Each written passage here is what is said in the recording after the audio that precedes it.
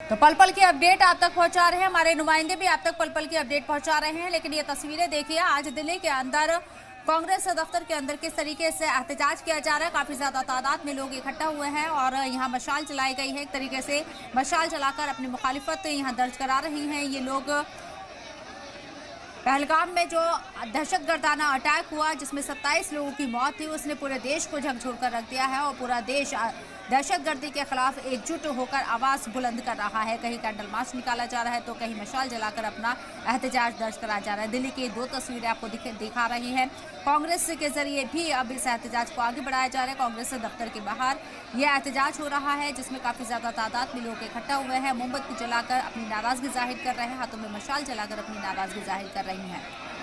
पहलगाम में दहशतगर्दाना अटैक में 27 लोगों की मौत ने पूरे देश में उबाल ला दिया है। पाकिस्तान के खिलाफ जबरदस्त तरीके से नारेबाजी की जा रही है। इसके साथ साथ मौजूदा हुकूमत से सख्त कार्रवाई करने की डिमांड भी की जा रही है और दुश्मन को सबक सिखाने की बात कही जा रही है। तस्वीरें आप देखिए, जात मजहब से ऊपर उठकर तमाम लोग एकजुट होकर इस कायराना हमले की मजम्मत कर रहे हैं। आज जिस तरीके से पूरा माहौल रहा देश के अंदर, वो भी अपने आप में एक काबिल तारीफ है, क्योंकि सब लोगों ने एक साथ एक आवाज में एक सुर में दहशतगर्दाना हमले की मजम्मत की है।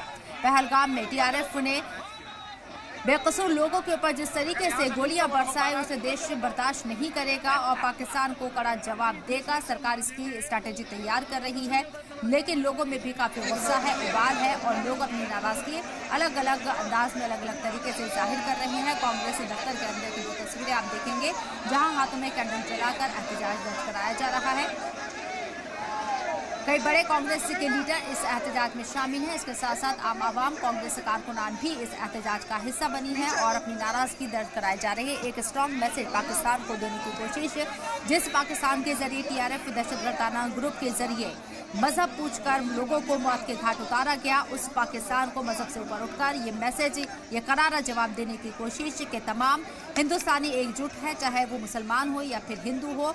इस देश में दहशतगर्दी के लिए कोई जगह नहीं है। मजहब के नाम पर जो दहशतगर्दी फैलाने की कोशिश की गई पाकिस्तान के जरिए टीआरएफ को आगे कर और टीआरएफ के जरिए जिस तरीके से दहशतगर्दाना वारदात को अंजाम दिया गया, उसके लिए एक माकूल जवाब देने की कोशिश की जा रही है। देश के अलग अलग हिस्से से तस्वीरें आ रही हैं। फिलहाल ये दो तस्वीरें दिल्ली से हैं। कांग्रेस दफ्तर के अंदर की तस्वीरें आप देखेंगे। कांग्रेस के बड़े लीडर भी यहाँ मौजूद हैं, इस एहतजाज की क़यादत वो करते हुए नजर आ रहे हैं। इससे थोड़ी देर पहले हमने आपको तस्वीरें दिखाई थी।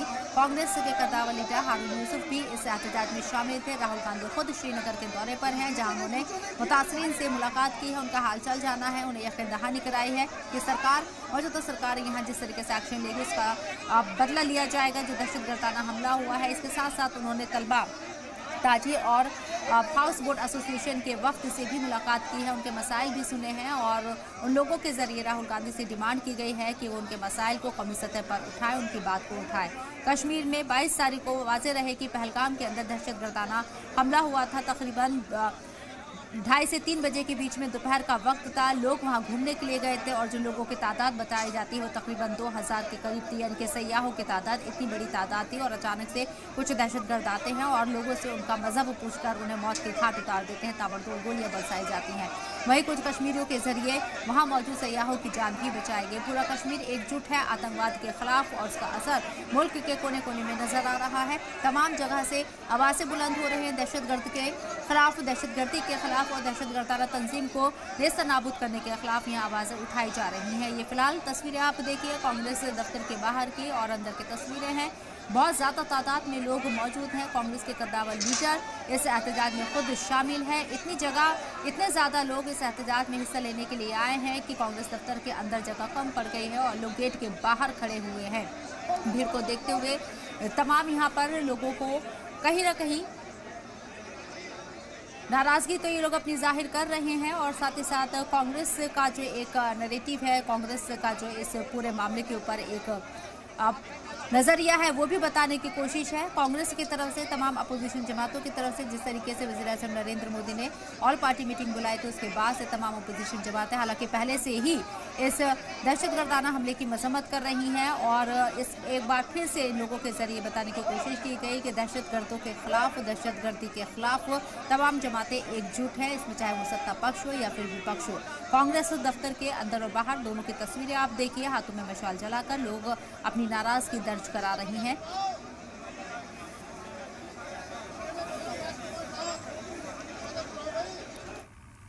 बढ़ते आगे, दिल्ली जामा मस्जिद के बाहर भी एहतजाज हुआ, जहां पहलगाम हमले के खिलाफ एहतजाजी मुजाहिरा किया गया। जुमे की नमाज के बाद हजारों की तादाद में मुजाहिरीन जुटे, दहशतगर्दी के खिलाफ ये लोग जमा हुए।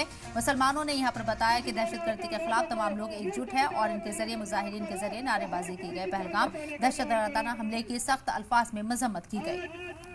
हम तमाम लोगों के जिस परिवार 26 परिवार किसी नाजायज को मारना, पूरी दिल्ली के तमाम इलाके, चाहे ओखला का इलाका हो, जमुना पार का इलाका हो, पुरानी दिल्ली का इलाका हो, आज उन 26 परिवार के 140 करोड़ हिंदुस्तानी हैं, एक एक इंसान है, अपने कारोबार, अपनी दुकानें बंद कर दिए जुम्मे के दिन कि कोई कारोबार नहीं होगा।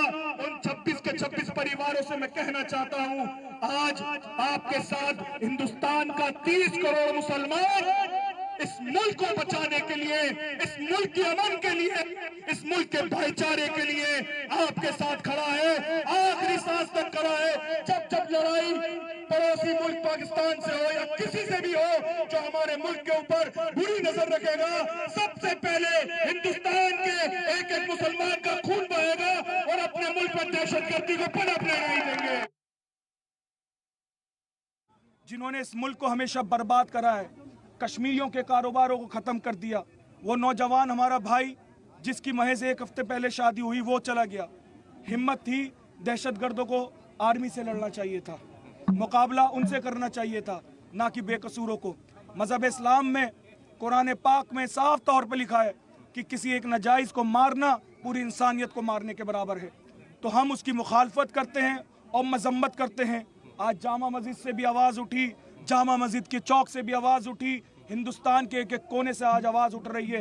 दहशतगर्दों को किसी भी वजह से, अब ये सरकार की लड़ाई नहीं, 140 करोड़ हिंदुस्तानियों की लड़ाई है दहशतगर्दी के खिलाफ।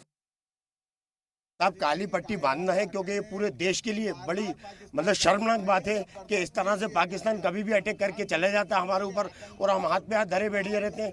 हमारे हाथ खोल दिए जाएं, बॉर्डरें खोल दी जाएं, हमें सच्चा हिंदुस्तानी होने का सबूत देना है हमको।